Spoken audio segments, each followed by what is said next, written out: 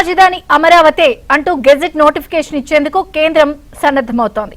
భారత attorney general న్యాయపరమైన clearance ఇవ్వడంతో పాటు పార్లమెంట్ సమావేశాలకు ముందు జరిగే కేబినెట్ సమావేశంలో చట్టబద్ధతపై తీర్మానాన్ని ఆమోదించాలని నిర్ణయించారు. ఆ తర్వాత పార్లమెంట్ బడ్జెట్ సమావేశాల్లో బిల్లు పెట్టాలని కేంద్ర ప్రభుత్వం నిర్ణయించింది.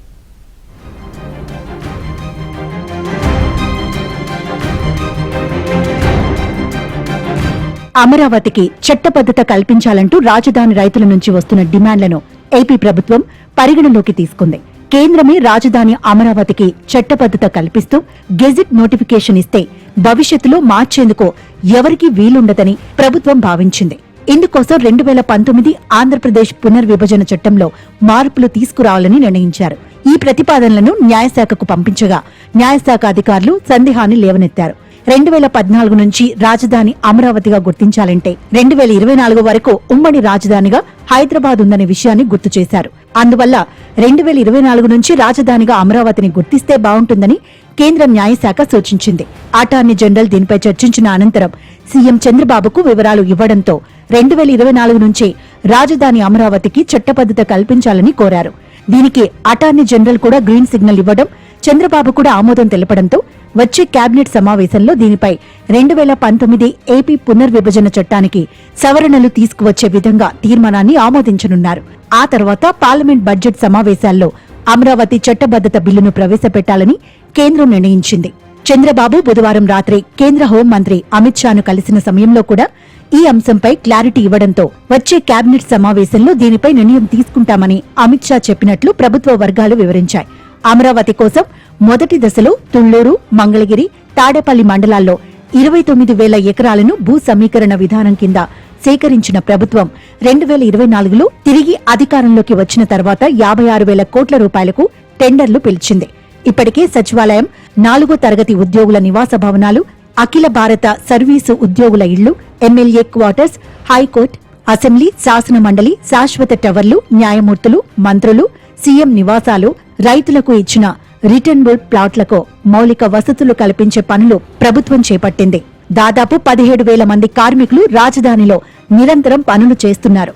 రాజధాని నిర్మాణానికి ఇప్పటికే ప్రపంచ బ్యాంక్, ఏషియన్ డెవలప్మెంట్ బ్యాంక్, హడ్కో, జర్మనీకి చెందిన KfW, DFID లాంటి సంస్థలు 40,000 కోట్ల రూపాయలు రుణాలిచ్చాయి. ఈ రుణాలతో పాటు జాతీయ బ్యాంకుల కన్సార్టియం కూడా రుణాలు ఇచ్చేందుకు ముందుకు వచ్చింది. మరోవైపు అమరావతికి చట్టబద్ధత కల్పించాలని రైతులు కూడా డిమాండ్ చేస్తున్నారు.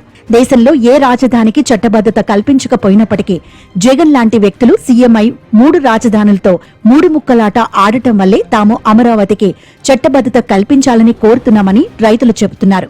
భవిష్యత్తులో రాజధానిని ఎవరూ కదిలించకుండా ఉండాలని ఈ డిమాండ్ చేస్తున్నట్లు ఏబీఎన్తో చెప్పారు. ఇప్పుడు రాష్ట్రానికి 3 రాజధానులు ప్రతిపాదనని తీసుకొచ్చింది జగన్మోహన్ రెడ్డి గారు.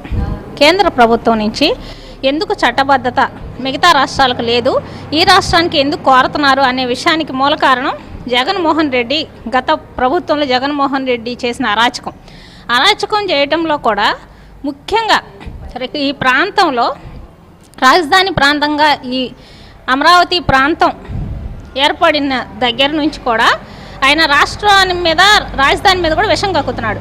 3 రాజధానులని ప్రతిపాదన ఎప్పుడైతే తీసుకొచ్చారో అప్పటి నుంచి రాజధానులు మార్చడం అనేది చాలా సులువుగా జరుగుతుంది అనే విషయం ఏ రాజధానికి లేని విధంగా ఈయన కొత్తగా తీసుకొచ్చాడనమాట.